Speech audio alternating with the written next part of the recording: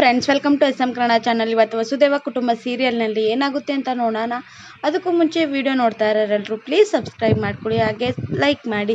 Please ಬೇಗ ಬೇಗ ಬೇಗ ಸಬ್ಸ್ಕ್ರೈಬ್ ಮಾಡ್ಕೊಳ್ಳಿ. ಧಾರಾವಾಹಿ ಶುರುನಲ್ಲ ಸರೋಜ ಅವರು ಹೊರಗಡೆಯಿಂದ ಮಾರ್ಕೆಟಿಂದ ಒಳಗೆ ಬರ್ತಾರೆ ತುಂಬ ಬಿಸಿಲಲ್ಲಿ. ಆಗ ಕುತ್ಕೊಂಡು ಸುಸ್ತಾಗಿ ಗೀತಾ ಒಂದು ಗ್ಲಾಸ್ ನೀರು ತಂದು ಕೊಡಮ್ಮ ಅಂತ ಕೇಳ್ತಾರೆ.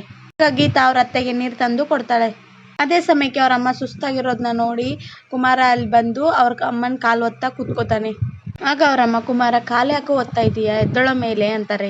ಆಗ ಕುಮಾರ, ಅಮ್ಮ ನನ್ನಿಂದ ನಿಂಗೆ ಬೇಜಾರಾಗಿದೆ ಅಲ್ವಾ, ನಾನು ನಿನ್ಗೆ ಕಷ್ಟ ಕೊಟ್ಟಿದ್ದೀನಿ ಅಲ್ವಾ ಅಂತ ಬೇಜಾರಲ್ಲಿ ಕೇಳ್ತಾ ಇರ್ತಾನೆ. ಆಗ ಅವರಮ್ಮ, ಇಲ್ಲ ಕಣೋ ನಿನ್ನಿಂದ ನಂಗೆ ಏನು ಬೇಜಾರಾಗಿಲ್ಲ, ಯಾಕೆ ಕೇಳ್ತಾ ಇದೀಯಾ, ಎದ್ದೇಳು ಮೇಲೆ ಅಂತಾರೆ. ಆಗ ಕುಮಾರ, ಮಗನಾಗಿ ನಿನ್ ಜೊತೆಗಿದ್ದು ನಿನ್ನ ಆರೈಕೆ ಮಾಡ್ಬೇಕಾಗಿತ್ತು, ಈ ಮನೆ ಜವಾಬ್ದಾರಿನ ನೋಡ್ಬೇಕಾಗಿತ್ತು, ಆದ್ರೆ ನಾನು ಅದು ಯಾವುದನ್ನು ಮಾಡದೆ ಇಲ್ಲಿಂದ ಹೊರಟ್ಬಿಟ್ಟೆ, ನನ್ನ ಕ್ಷಮಿಸ್ಬಿಡಮ್ಮ ಅಂತಾನೆ. ಆಗ ಅವರಮ್ಮ, ಹಾಗೆಲ್ಲ ಹೇಳ್ಬೇಡ ಕಣೋ, ನಿನ್ನ ಪಡೆಯೋದಕ್ಕೆ ನಾನು ತುಂಬಾ ಪುಣ್ಯ ಮಾಡಿದ್ದೆ. ಚಿಕ್ಕ ವಯಸ್ಸಲ್ಲೇ ನಿನ್ನ ಅಪ್ಪ ಹೋಗಿದ್ಮೇಲೆ ಈ ಮನೆ ಜವಾಬ್ದಾರಿನ ನೀನೇ ಅಲ್ವೇನ ಹೊತ್ತಿದ್ದು.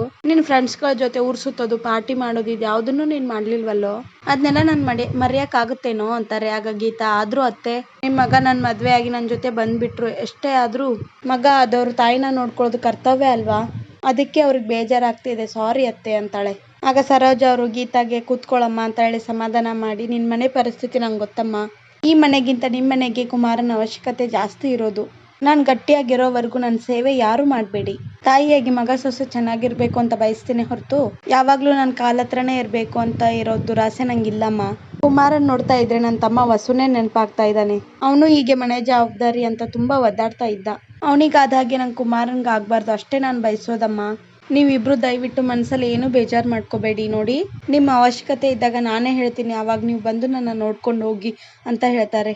ಹಾಗೆ ಕುಮಾರ ಮತ್ತು ಗೀತಾ ಅವ್ರ ಅಮ್ಮನ ಮಾತು ಕೇಳಿ ಬೇಜಾರು ಮಾಡ್ಕೊಂಡು ಅವ್ರ ತೊಡೆ ಮೇಲೆ ಮಲ್ಕೋತಾರೆ ಇಬ್ರು. ಆಗ ಕುಮಾರ, ಅಮ್ಮ ನಿನ್ನ ಮನಸ್ಸಲ್ಲಿ ಏನಿತ್ತೋ ಏನೋ ಅಂತ ತುಂಬಾ ಭಯ ಇತ್ತು, ನಿನ್ನ ಮಾತು ಕೇಳಿ ಈಗ ಮನಸ್ಸು ಹಗುರ ಆಯ್ತು ಅಂತಾನೆ. ಆಗ ಅವ್ರಮ್ಮ, ಕುಮಾರ ಇದನ್ನೆಲ್ಲ ಮರ್ತ್ಬಿಡು, ನಾನು ನಿಮ್ಮಿಬ್ಬರಿಗೂ ಏನೋ ಕೊಡಬೇಕು ಅಂತಿದ್ದೀನಿ, ಅದನ್ನ ನಾನು ನಿಮಗೆ ಕೊಡಲೇಬೇಕು, ಮೊದಲು ನೀವಿಬ್ರು ಕೈ ಮುಂದೆ ಮಾಡಿ ಅಂತ ಹೇಳ್ತಾರೆ. ಇಬ್ರು ಕೈನ ಹಿಡಿದು ಜೋಡಿಸಿ ಕಣ್ಮುಚ್ಕೊಳ್ಳಿ ಅಂತ ಹೇಳ್ತಾರೆ ಸರೋಜ. ಆಗ ಅವ್ರ ಅಂಗಡಿ ಕೀನ ಅವ್ರ ಕೈಯಲ್ಲಿ ಇಡ್ತಾರೆ.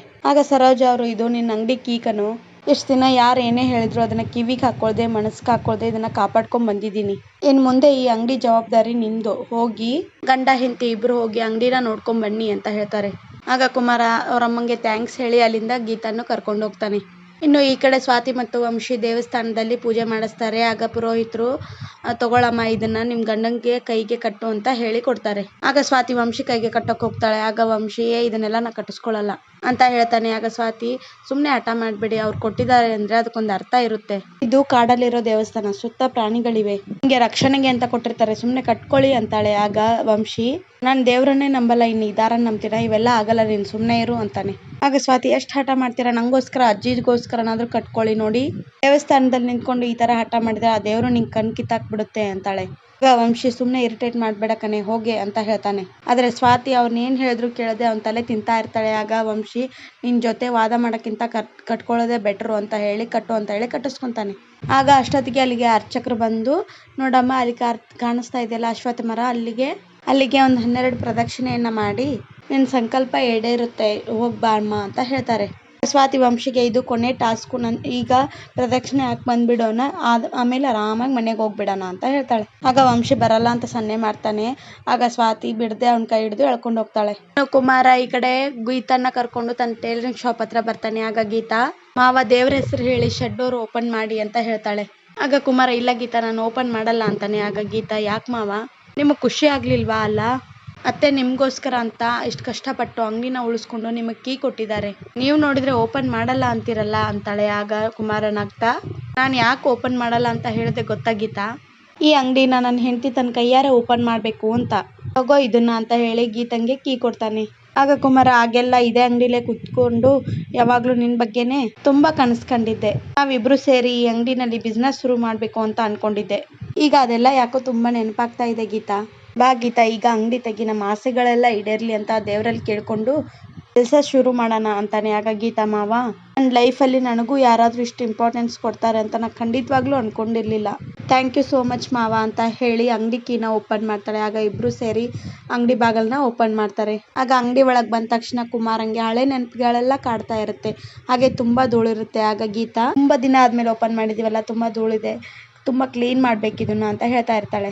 ಹಾಗೆ ಇಬ್ರು ಸೇರ್ಕೊಂಡು ಅಂಗಡಿನ ಕ್ಲೀನ್ ಮಾಡ್ತಾ ಇರ್ತಾರೆ. ಇನ್ನು ಸ್ವಾತಿ ಅವನ್ನ ಎಳ್ಕೊಂಡ್ ಬರ್ತಿದ್ದಂಗೆನೆ ವಂಶಿ ತನ್ನ ಕೈಯಲ್ಲಿದ್ದ ದಾರನ ಬಿಚ್ಕೊಂಡ್ಬಿಡ್ತಾನೆ. ಆಗ ಅದನ್ನ ಬಿಚ್ಕೊಬಾರ್ದು ವಂಶಿ ಅವರೇ, ಯಪ್ಪ ಯಾಕೆ ಹೀಗೆ ಮಾಡ್ತೀರಾ? ಯಾವುದೋ ಒಂದು ಚಿಕ್ಕ ಮಗುನ ಕರ್ಕೊಂಬಂದಿರೋ ಥರ ಫೀಲ್ ಆಗ್ತಾ ಇದೆ ನನಗೆ. ಅಜ್ಜಿ ಅದು ಹೇಗೆ ಸಾಕಿದ್ರು ನಿಮ್ಮನ್ನ ಅಂತಿರ್ತಾಳೆ. ಆಗ ವಂಶಿ ಅದೆಲ್ಲ ನಿಂಗೆ ಯಾಕೆ ಬೇಕು, ನಮ್ಮೂರನ್ನ ಹೇಗೆ ನೋಡ್ಕೋಬೇಕು ಅಂತ ನಂಗೆ ಚೆನ್ನಾಗಿ ಗೊತ್ತು.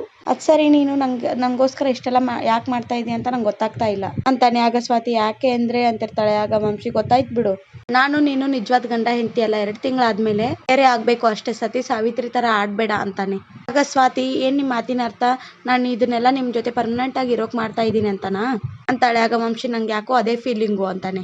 ಆಗ ಸ್ವಾತಿ ನಾನು ಇದನ್ನೆಲ್ಲ ಅಜ್ಜಿ ಅಮ್ಮ ಹೇಳ್ತಾ ಇದ್ದಾರಂತ ಮಾಡ್ತಾ ಇದ್ದೀನಿ ಅಷ್ಟೇ, ಅವ್ರಿಗೆ ಮೋಸ ಮಾಡಕ್ ನಂಗೆ ಇಷ್ಟ ಇಲ್ಲ, ಎಷ್ಟೇ ಆದ್ರೂ ಇನ್ನೊಂದ್ 2 ತಿಂಗಳ ಮಟ್ಟಿಗೆ ಅಷ್ಟೇ ತಾನೇ, ಅಲ್ಲಿವರೆಗೂ ನನ್ನ ಕರ್ತವ್ಯ ನಾನು ಮಾಡ್ತೀನಿ. ಇವಾಗೇನು ನೀವು ಬರ್ತೀರಾ ಇಲ್ಲ ಅಜ್ಜಿಗೆ ಫೋನ್ ಮಾಡ್ಲಾ ಅಂತಾಳೆ. ಆಗ ವಂಶಿ ತನ್ನ ಫೋನ್ನ ತೋರಿಸಿ ನನ್ನ ಮೊಬೈಲ್ ಸ್ವಿಚ್ ಆಫ್ ಆಗಿದೆ, ಇವಾಗ ಅವರು ನಂಗೆ ಕಾಲ್ ಮಾಡೋಕ್ಕಾಗಲ್ಲ, ನಾನು ಅವ್ರಿಗೆ ಕಾಲ್ ಮಾಡೋಕ್ಕಾಗಲ್ಲ ಅಂತಾನೆ. ಆಗ ಸ್ವಾತಿ ನೀವೇನು ಲೂಸಾ, ನನ್ನ ಫೋನ್ ಇದೆ ತಾನೇ, ನಾನು ಅಜ್ಜಿಗೆ ಫೋನ್ ಮಾಡ್ತೀನಿ ಅಂತಾಳೆ. ಆಗ ವಂಶಿ ಮಾಡ್ಕೋ, ಯಾರು ಬೇಡ ಅಂದ್ರು ಅಂತ ಹೇಳಿ ಅಲ್ಲಿಂದ ಹೊರಡ್ತಾನೆ. ಆಗ ಸ್ವಾತಿ ವಂಶಿ ಅವರೇ ಪ್ಲೀಸ್ ಅಂತ ಕೂಗ್ತಾ ಇರ್ತಾಳೆ. ಫೋನ್ನ ಸ್ವಿಚ್ ಆನ್ ಮಾಡ್ಕೊಳ್ಳಿ, ಇಲ್ಲಿ ತುಂಬಾ ಪ್ರಾಣಿಗಳಿವೆ ಅಂತ ಹೇಳ್ತಾ ಇರ್ತಾಳೆ. ಆಗ ವಂಶಿ ನಿನಗಿಂತ ದೊಡ್ಡ ಪ್ರಾಣಿ ಯಾವುದು ಇರಲ್ಲ ಅಂತಾನೆ. ಆಗ ಸ್ವಾತಿ ಒಂದು 5 ನಿಮಿಷ ಇರಿ, ನಾನು ಪ್ರದಕ್ಷಿಣೆ ಹಾಕೊಂಡ್ಬರ್ತೀನಿ, ಇಬ್ರು ಒಟ್ಟಿಗೆ ಹೋಗೋಣ ಅಂತ ಕೂಗ್ತಾಳೆ. ಆಗಲ್ಲ ಅಂತ ಹೇಳ್ತಾನೆ ವಂಶಿ. ಆಗ ಸ್ವಾತಿ ಇವ್ರು ಏನ್ ಹೇಳಿದ್ರು ನನ್ನ ಮಾತೆ ಕೇಳಲ್ವಲ್ಲ, ಏನಾದ್ರು ಮಾಡ್ಕೊಳ್ಳಿ ಅಂತ ಹೇಳಿ ಪ್ರದಕ್ಷಿಣೆ ಹಾಕೋಕ್ ಹೋಗ್ತಾಳೆ. ಈ ಕಡೆ ಗೀತಾ ಹಳೆ ಸಾಮಾನುಗಳೆಲ್ಲ ಇರೋದನ್ನ ಕುಮಾರಂಗೆ ಹೇಳ್ತಾ ಇರ್ತಾಳೆ. ಆಗ ಕುಮಾರ ಅವೆಲ್ಲ ಹಂಗೆ ಇಡು, ಎಲ್ಲ ನೀಟಾಗಿ ಎತ್ಬಿಟ್ಟು ಬಾಕ್ಸಲ್ಲಿ ಹಾಕಿಡು, ಆಮೇಲೆ ಏನ್ ಮಾಡೋಣ ಅಂತ ಯೋಚನೆ ಮಾಡೋಣ ಅಂತಾನೆ. ಆಗ ಗೀತಾ ನಮ್ಮ ಮನೆಯಲ್ಲೂ ಒಂದ್ ಸ್ವಲ್ಪ ಹಳೆ ಸಾಮಾನುಗಳೆಲ್ಲ ಇವೆ, ದಾರ ಮೆಟೀರಿಯಲ್ಸು ಎಲ್ಲ ಇವೆ, ಆದ್ರೆ ಅದ್ಯಾವುದು ಇವಾಗ ನಮ್ಗೆ ಸಿಗಲ್ಲ ಅಷ್ಟೇ ಅಂತಾಳೆ. ಆಗ ಕುಮಾರ ಗೀತಾ ಈಗ ಹಳೇದ್ನೆಲ್ಲ ನೆನೆಸ್ಕೊಂಡು ಏನು ಪ್ರಯೋಜನ ಹೇಳು ಅಂತಿರ್ತಾನೆ. ಅದೇ ಸಮಯಕ್ಕೆ ಕಸ್ಟಮರ್ಗಳು ಕುಮಾರ ಅಂತ ಹೇಳಿ ಹುಡ್ಕೊಂಡು ಬರ್ತಾರೆ.